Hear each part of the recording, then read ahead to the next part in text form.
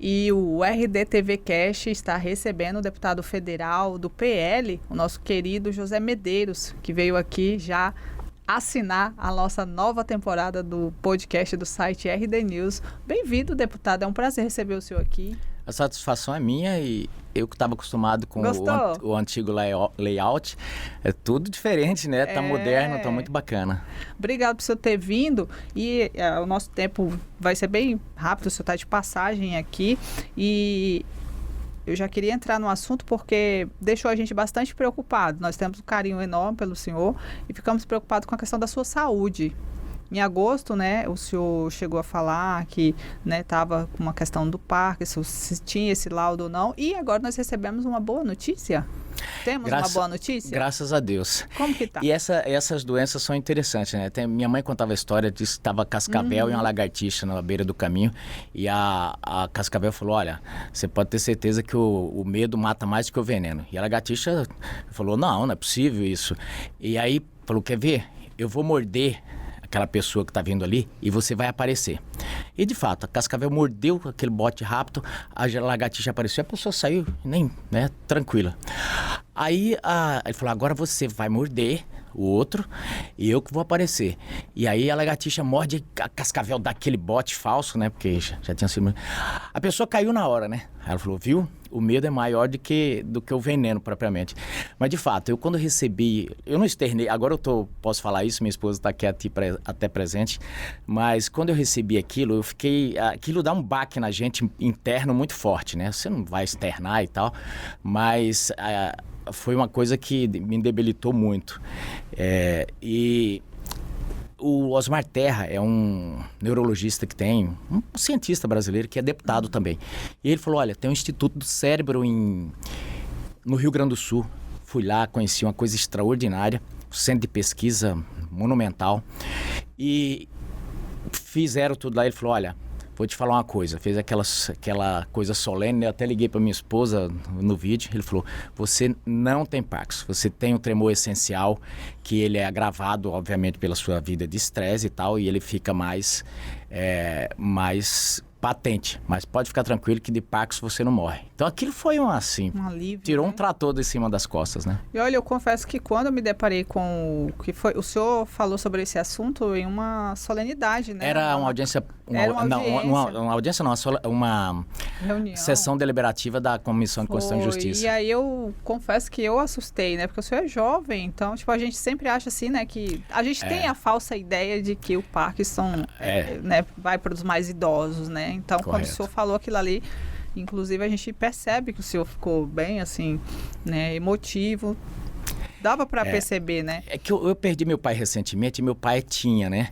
Então, eu tava convicto. Falei, bom, meu pai teve, eu vou ter também e tal. Mas aí o médico me explicou, enfim, eu saí de lá leve. Então tá bom, que bom que o senhor está bem e que bom que a gente já está trazendo uma notícia boa assim para Cuiabá, que o senhor está bem. Agora vamos falar de política, porque tá pegando fogo, não tá? Se tá pegando, né?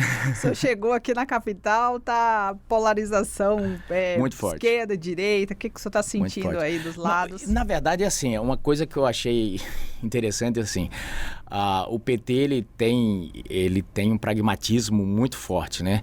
E você nota que eles fazem um embate ideológico e tal, que as pautas são muito caras, mas como uma estratégia que o Zé Dirceu colocou é o seguinte, naqueles estados onde o público é mais conservador, o PT passou a usar um discurso de esquerda. E por orientação do Zé Dirceu, o nosso adversário passou a usar Deus, Pátria e Família. Foi assim, eu falei, gente, realmente a gente vê de tudo, mas uma polarização muito forte, e isso, óbvio, a gente tem que reconhecer não só os erros do adversário, mas também as estratégias que são fortes. Por exemplo, isso aí nos traz um problema sério, porque a nossa pauta e o que a gente combate no PT é justamente essas coisas contra os pilares centrais da democracia, da sociedade e tal, que é uma escola que realmente ensine e tal. Uhum. E aí, quando a gente se depara com um adversário que usa essa mesma bandeira, a gente sabe que a gente tem que fazer uma campanha bem competente, porque isso confunde o nosso eleitor. Então, quando a pessoa coloca lá assim, olha, eu sou bolsonarista, mas eu voto no doutor Lúdio, quer dizer, a gente sabe que aquele eleitor foi enganado porque não existe isso. É água e óleo, né? Mas isso a gente sabe que é a estratégia do adversário e, óbvio, a gente tem que se reinventar para poder conseguir jogar luz nisso e falar, gente, isso é isso. Isso é aquilo. É água e óleo. É água diferente. E óleo. Exato. E pegando carona nessa análise que o senhor está fazendo, inclusive a Globo News ela fez uma análise, a jornalista Natuza Neri fez essa semana, mostrando o candidato Lúdio. E aí, lá na hora dos jornalistas, ela pergunta, vocês acham que esse candidato é de esquerda ou de direita? E aí o pessoal achava que ele era de direita. Exatamente. E essa é uma estratégia. O PT não chegou no... Mas o senhor não acha que com a eleição, né, assim, disputada voto a voto, o senhor não acha que nessa hora não vale tudo? Não, eu não estou falando que eles não devam usar. Eu estou falando que nos traz um desafio. Ah, entendi. Não é? Nos traz um desafio, porque agora seria muito mais fácil a gente combater o PT como ele é. Né? Tanto é que nós também pegamos a estratégia de não mostrar o candidato, de não causar o candidato, colocar fora PT para o eleitor saber, não, eu estou enfrentando o PT, e o PT é aquilo, entendeu?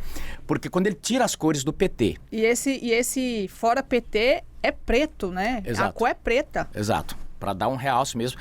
E assim, quando ele muda as cores, por exemplo, ele tira as cores, quando ele tira o número e coloca ele quase invisível, ele se torna um candidato que a pessoa olha e fala, não, é do time da gente, né? E não é. Inclusive, eles foram tão competentes que enganaram até o pessoal da Globo News.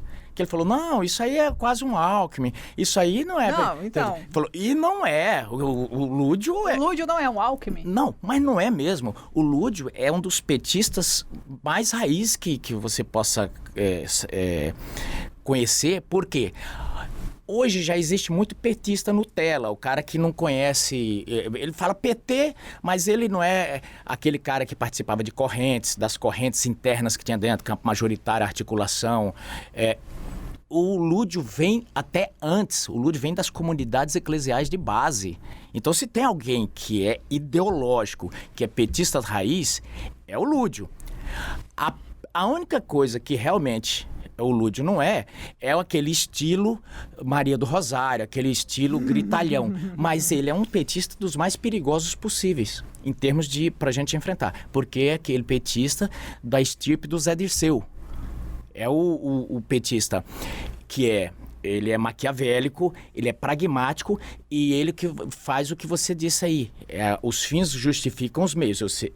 Eu faço o que precisar para ganhar a eleição. Então, nos traz um desafio muito grande e a gente tem que ter a competência de falar, gente, isso é o PT. E com a esquerda na capital, qual a sua avaliação? A esquerda na capital... Vocês têm um plano B? Eu perguntei isso pro vereador eleito Ranalli.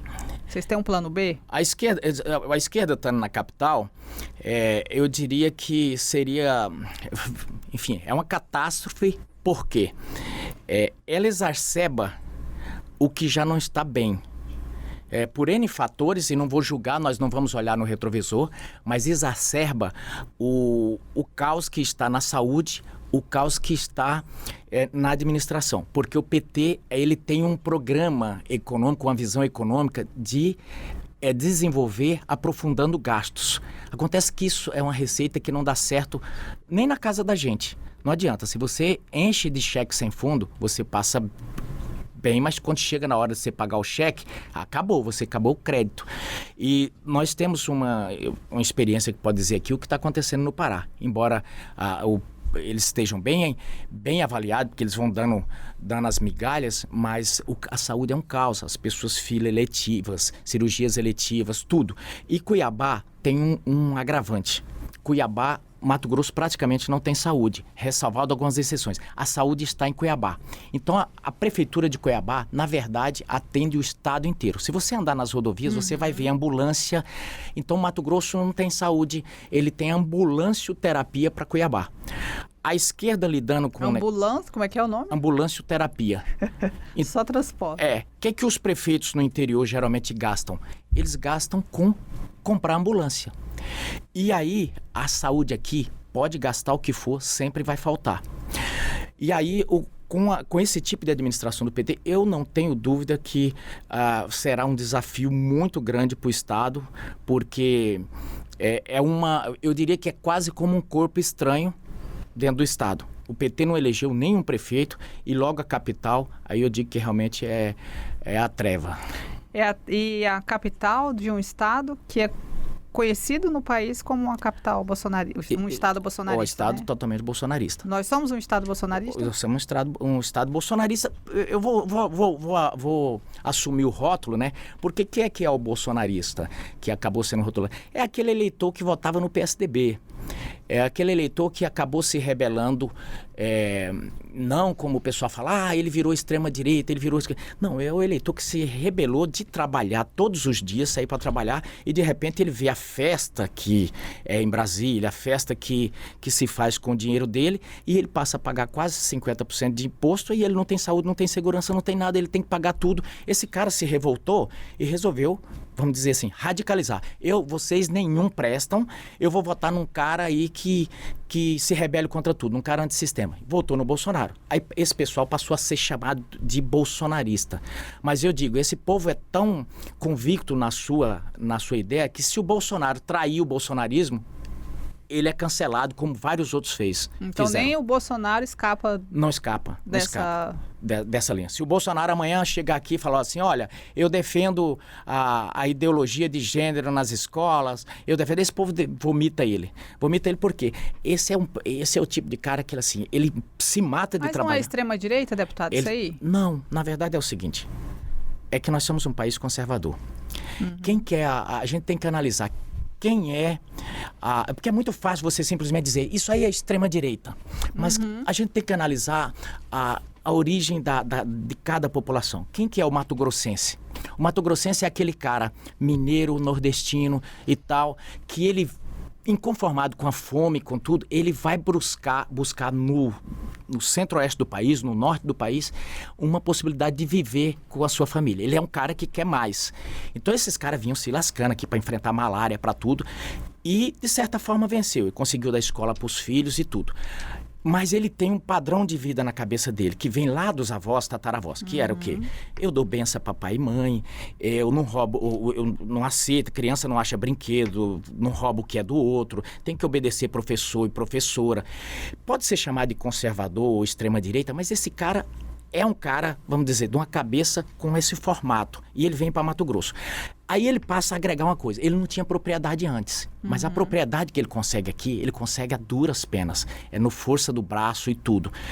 E ele passa isso para a família. Essa família cresce com esse padrão de ir na igreja, da família muito unida e da propriedade. Aí quando vem uma outra proposta política, moderna, aspas, que fala assim, não, mas a família pode ser qualquer coisa. Pô, já choca com esses valores desse cara. Aí ele tem aquele formato de que a criança vai para a escola para aprender português e matemática e tal. E que os valores eu passo. Os valores que eu aprendi com meu avô, com minha avó e tal. Então isso na cabeça dele está bem resolvido. E a propriedade nem se fala. Ele fala, opa, isso aqui eu consegui no braço. Como é que alguém vem aqui com um discurso e invade? Não. Então... Mas aí a sociedade passou por transformação e tem a academia e tal. Olha esse cara como um cara totalmente ogro e obsoleto. Só que esse cara é boa parte da população brasileira. E aí cria essa massa e ela tenta se identificar com quem represente isso. Bom, acharam o Bolsonaro, foi a fome com a vontade de comer. Ele fala, opa, esse daí me atende. E aí cria um conflito social. Com essa sociedade mais...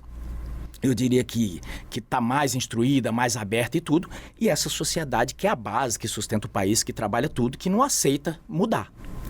E aí temos essa polarização que resumiram Lula e Bolsonaro. Não, isso é muito mais profundo. e passa para além de teoria de extrema-direita. Porque esse cidadão, se for perguntar para ele o que é direita e esquerda, ele nem sabe muito bem o que é direita e esquerda. E eu acho que o que ele sabe, ele aprendeu também com o bolsonarismo, porque antes não tinha isso, Exato. Né? Ele vai saber, aí que ele vai saber... Só tinha o PT e o Centrão. Exato. Tanto é que esse cara, em determinado momento, boa parte deles votou, sabe em quem? Em Lula. Porque ele olhava e falava, não, pô, esse cara fala da família que ele veio e tal. Aí de repente ele fala, pô, era um bando de safado e tal. Ele se revolta. Então a coisa passa por aí. E aí Mato Grosso, por isso que eu falo, que é o PT aqui é um corpo estranho, porque aqui é majoritariamente esse tipo de cabeça que permeia Mato Grosso, que permeia parte do Rio Grande do Sul, Santa Catarina, porque são essas pessoas que de fato era o Brasil rural. Era o Brasil rural, que se desenvolveu demais. Vários deles viraram, inclusive, milionários, bilionários, mas a cabeça não mudou. O que o senhor achou desse apoio do governador para o Abílio? O senhor achou que vai ajudar ele na capital ou vocês vão ter a independência do PL? Eu penso o seguinte, eu não sei se o governador é um cara muito inteligente, e ele faz essa leitura toda do cenário político de Mato Grosso. Ele não tinha, eu diria, outra alternativa, porque ele teve que lançar uma candidatura que ele não era do gosto dele, mas por força da circunstância ele é governador, e ele, se ele não lançasse a candidatura, se ele não apoiasse a candidatura do Botelho, ele corria risco até de impeachment ou de CPI. Por quê? Porque ele estava enfrentando, o Botelho tinha a Assembleia na mão. Como é que ele vai enfrentar toda a Assembleia? Então ele teve que sacrificar mais uma vez um aliado de primeira hora dele, que é quase da família dele, o Fabinho, e foi apoiar a candidatura do Botelho, que eles tinham uma expectativa, o Botelho ali, todo mundo do jet set político considerava que estava eleita, porque muita força política, muita estrutura financeira, e acabou que não deu certo por um fator, por causa dessa polarização que há no país nesse momento, porque pela primeira vez a polarização, o cenário nacional, ele contou muito nas eleições municipais. E o que ocorreu? Tinham dois candidatos que representavam de forma muito clara o campo da situação e o campo da oposição. E quando eu falo isso, é que quando você olhava nos campos opostos, havia bem claro, de forma nítida, Lúdio, do PT, e Abílio, do outro campo. E o Botelho era o quê? Nem isso, nem aquilo. Embora tivesse grande volume de campanha, mas ele não tinha uma coisa que o eleitor, que chamasse a atenção do eleitor no meio daqueles dois que se destacavam muito. E isso acabou aliado à estrutura de financeira que ficou por trás da eleição do Lúdio, acabou alijando ele da disputa. Eu até acho que a máquina financeira dele ia jogar ele no segundo turno, mas ele enfrentou uma outra máquina muito mais poderosa, que era a máquina do governo federal, através do Ministério da Agricultura, que o Favro está jogando. Tem o Lúdio ali como candidato, mas ali tem vários interesses que estão em jogo. Por exemplo, o futuro político do Favro de 2026.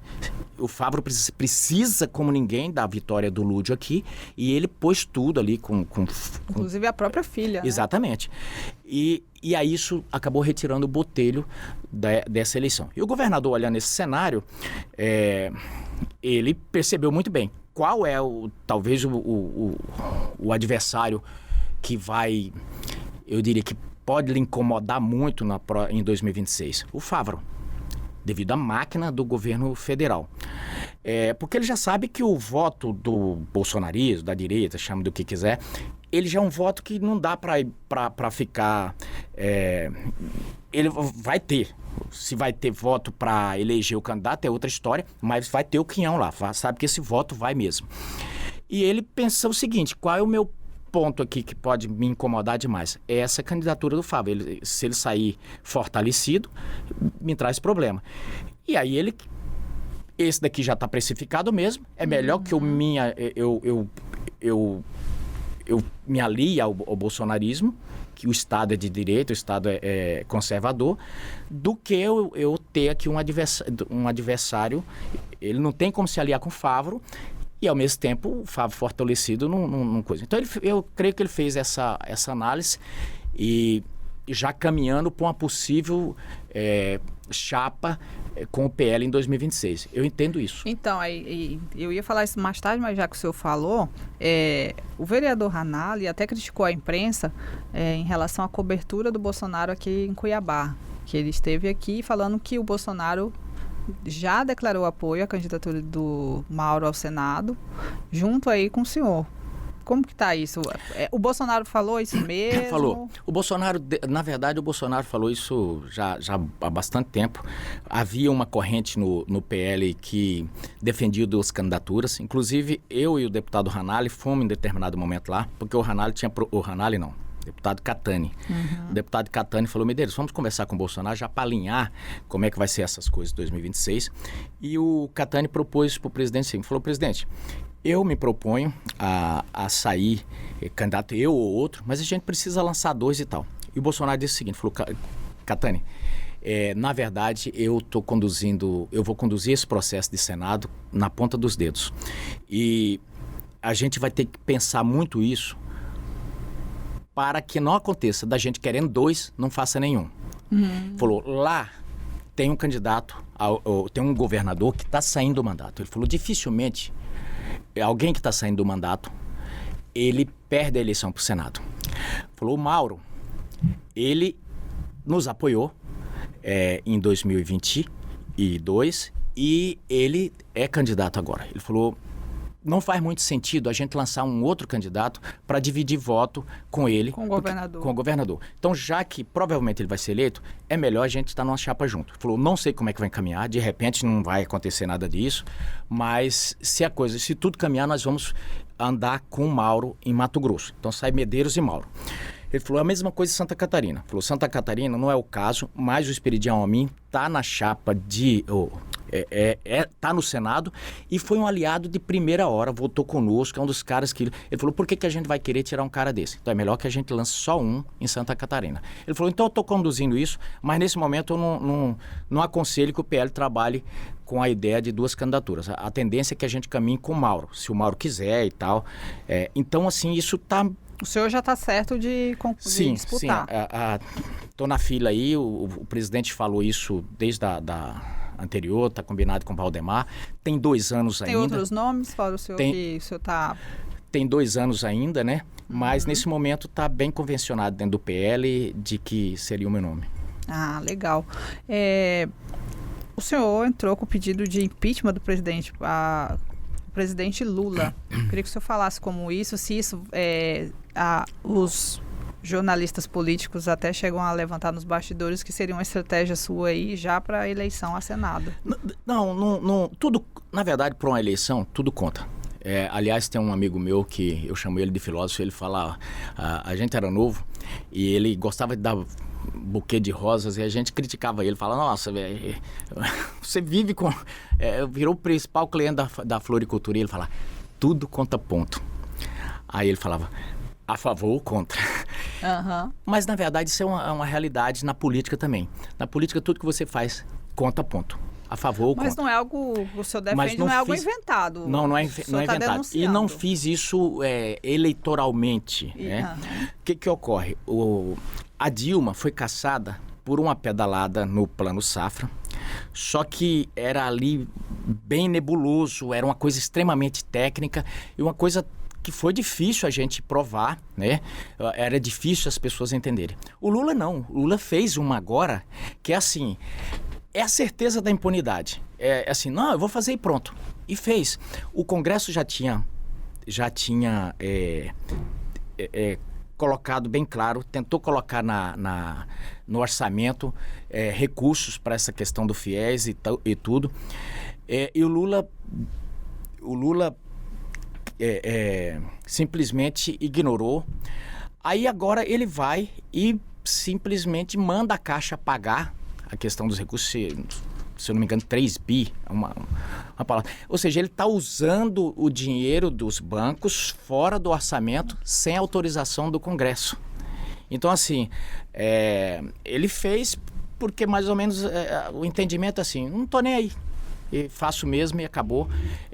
Eu falei, não é possível que a gente passe um sofrimento daquele, casse uma presidente da República por uma coisa até menos pior, em termos de afronta ao Congresso, e o Lula afrontar desse jeito e ninguém fazer nada. Então foi por isso que a gente entrou, não é só eu que está assinando, não.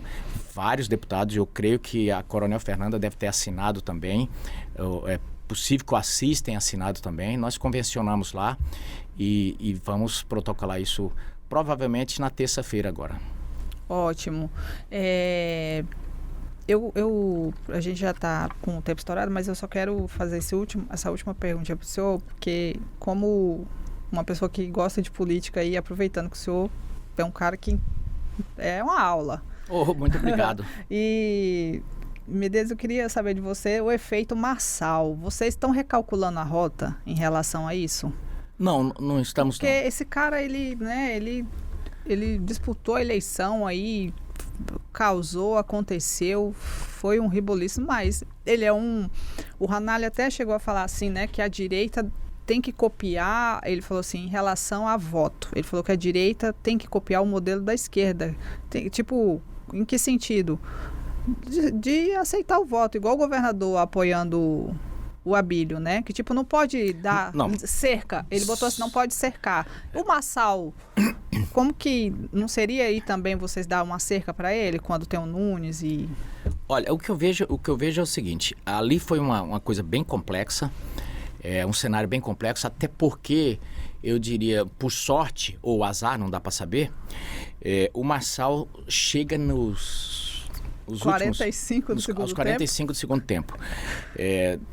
Onde já tinha se formatado uma coisa que realmente o nosso eleitor não engole o Nunes. E eu diria que o Marçal surgiu nessa lacuna que nós deixamos. Ele surge, foi o Marçal, poderia ser qualquer outro. Por exemplo, se o Salles tivesse se rebelado e saído candidato, teria dado praticamente o mesmo efeito. Entendeu? Porque... Entendi.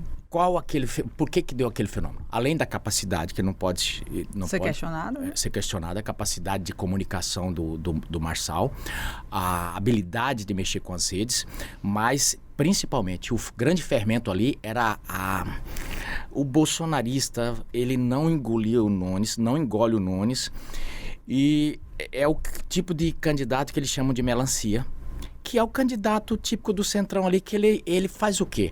Ele veste a camisa que tiver na hora. Ele usa desde sempre. O Zé Dirceu, na verdade, quando ele aconselha o Lúdio a pôr qualquer camisa aqui, e os outros, eles estão copiando o Centrão. Que o Centrão faz o quê? Ele olha, onde a grama tiver mais verde, ele pula. E o bolsonarista, ele não aceita isso de jeito nenhum. Agora, o Ranalho está correto. Nós não podemos enxotar votos. Então, amanhã ou depois, o presidente da República é candidato. O Nunes quer apoiar. Por mais que eu tenha raiva do Nunes, é voto. Eu não gosto do governador, eu não vou querer o voto dele pro Abílio. Não é assim não. Voto é voto. E eu me lembro, no extremo, chegaram pro Brizola e perguntaram para ele: o governador, estão dizendo que o crime organizado do Morro vai lhe apoiar e tal. Ele falou, E quantos votos são? Eu quero apoio. Não significa que eu vou me meter com eles, mas voto é voto. Quando tá lá dentro da urna, não tá separado se eles vão me apoiar, tudo bem. Eu vou continuar combatendo o crime e tudo mais. Lógico que nós não vamos nos associar a criminosos e nada. Mas o que eu digo é o seguinte, nós precisamos ter voto. Porque aquele negócio, eu quero fazer uma direita aqui, pura e tal.